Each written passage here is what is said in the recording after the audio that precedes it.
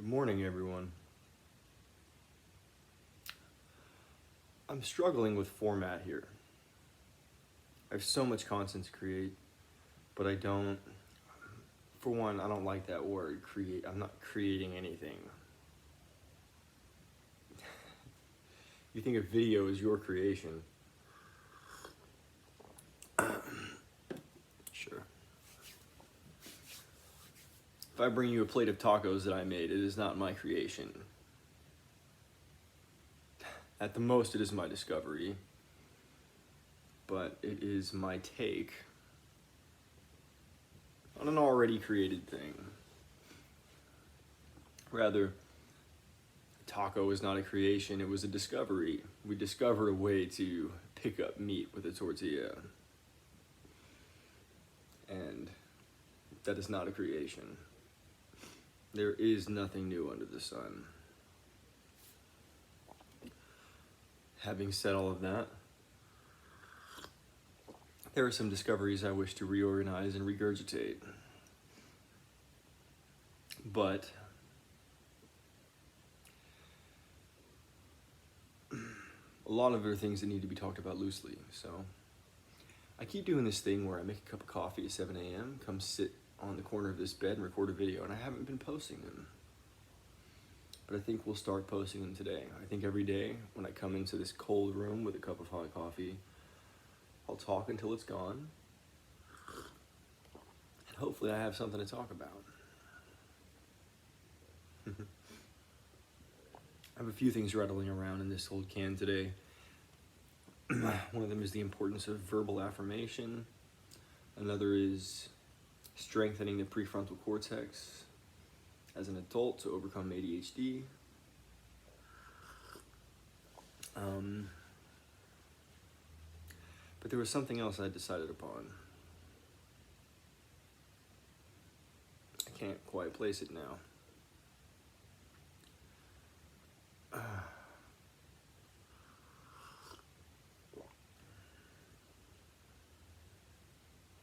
Something about manhood and how to be a good dad. I don't even know. I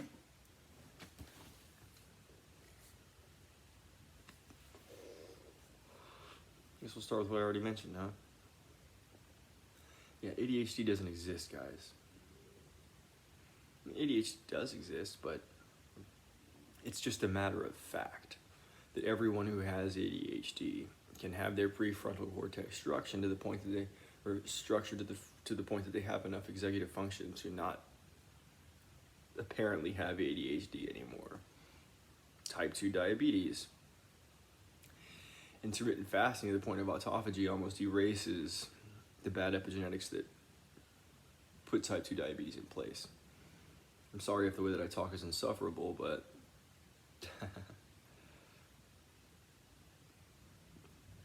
the fact that people think what I'm saying is untrue, I find absolutely insufferable. You all have access to Google. You all have access to PubMed.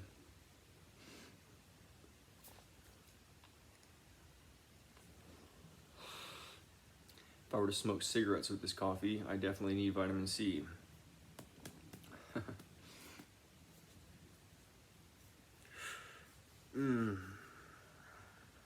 So what are we talking about this morning? Well, this channel is essentially meant to be about Bible study. But seeing as how most people who already study the Bible are batshit insane, and seeing as how most people who are smart enough to understand the Bible would consider studying it batshit insanity. See, full disclosure, I'm Aaron Preston Denby. I'm supposed to be some kind of smarty pants that didn't ever want to go to college. And you already know the stereotype, right? That's me, okay? Well, apparently, when I was 19, I had a dream that was from the first scene of the book of Revelation. Sword in mouth, fire eyes. Yeah. I kind of put the dream on the back burner because I'd never read the Bible. When my dad told me that my dream was from the book of Revelation, I just was kind of like, whatever. But then at 26, 27 years old, I read the book of Revelation. I read my dream. See, in December of 2019, the COVID stuff started happening. Next month rolls over. In January 2020, I met Timo Shelley. I discovered him on YouTube. I found out about Sodom and Gomorrah. That really started changing my perception. See, I grew up as a skinhead. I've known a whole lot about the Zog, you know? And then I kind of grew out of it, and the Zog is supposed to be a conspiracy. But what were the Maxwells up to? Lo and behold, the Zog was not a conspiracy.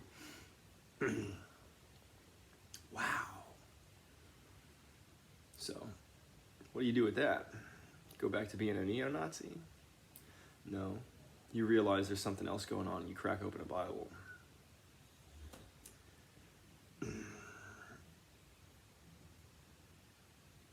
You realize that whatever happened to the nation of Israel also happened to various other political and social and ethnic movements. Look, the Quran speaks of, in the end, there's going to be this, well, they don't, maybe, you know, and whatever.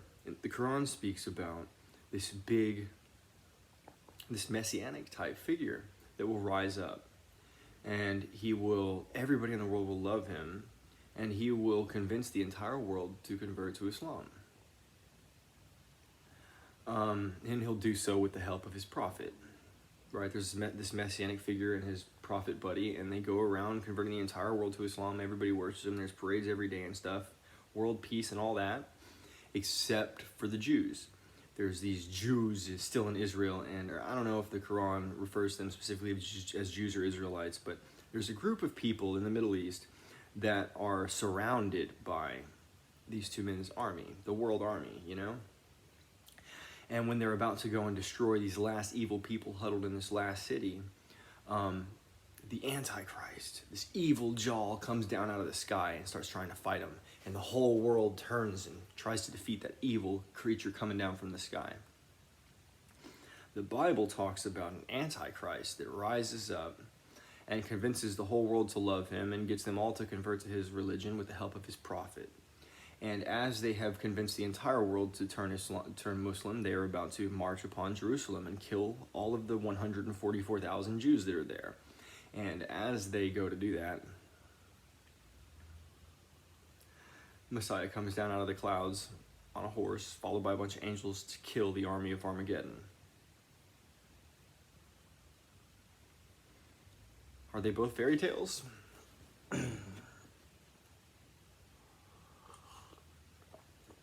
Or is the idea that you're going to live your life without consequence a fairy tale?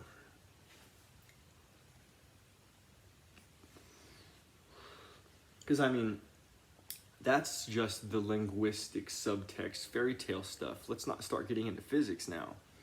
Let's not get into Mobius strips and trisection and logarithmic involution, the nature of our very reality, because physics says that book is probably right.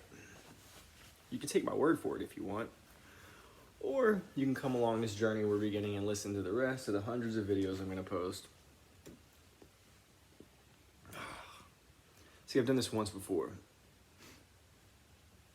When I read the book of Revelation and I saw that stuff in there, I started a YouTube channel immediately.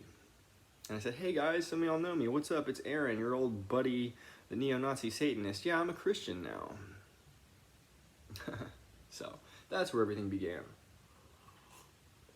But I felt an immense, I don't want to say pressure, but an obligation. I felt a desire to share every step of it with everyone.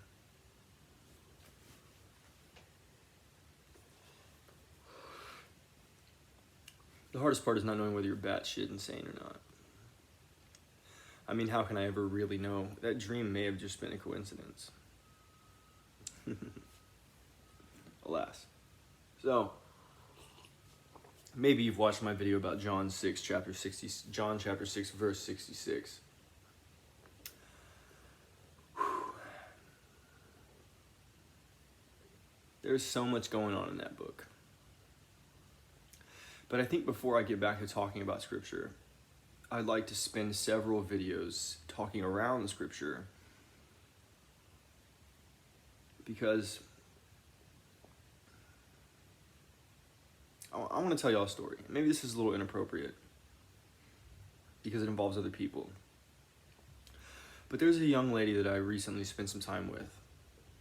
Let's see, it's October 2023, so about 9-10 months ago, in December and January,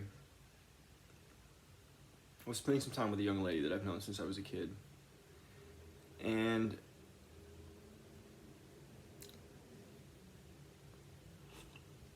see, I went to spend time with her to be her tattoo apprentice. But I'll never forget one day driving home from the shop. She's a musician. She's a beautiful musician. And we were talking about sound. You know, geometry, light, and sound, and how they seem to transpose one another, and how a Fourier transform, how you can draw pictures with sound or with light using a Fourier transformation, Fourier series, right? And so she was just kind of eating this up, and I really liked the idea that the world was written with music. And I just kind of saw a moment. I said, you know, that's how the Bible begins too, with sound. And God said, let there be light. Because see, that's what we're talking about, how sound creates light. And then how light creates reality. And God said, let there be light. I just assumed, like every other attempt, that it would go in one ear and out the other. But she turned and looked at me and said, I want to read the Bible when we get home. And we did.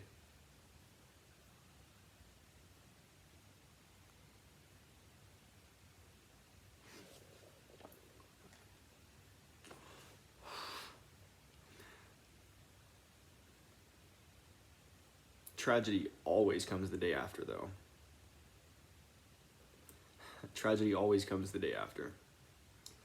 Because when you're in that state, you don't trust anyone around you. Everyone is your enemy. I'm talking about the state she was in that day, the state that I was in the day after reading the Bible for the first time.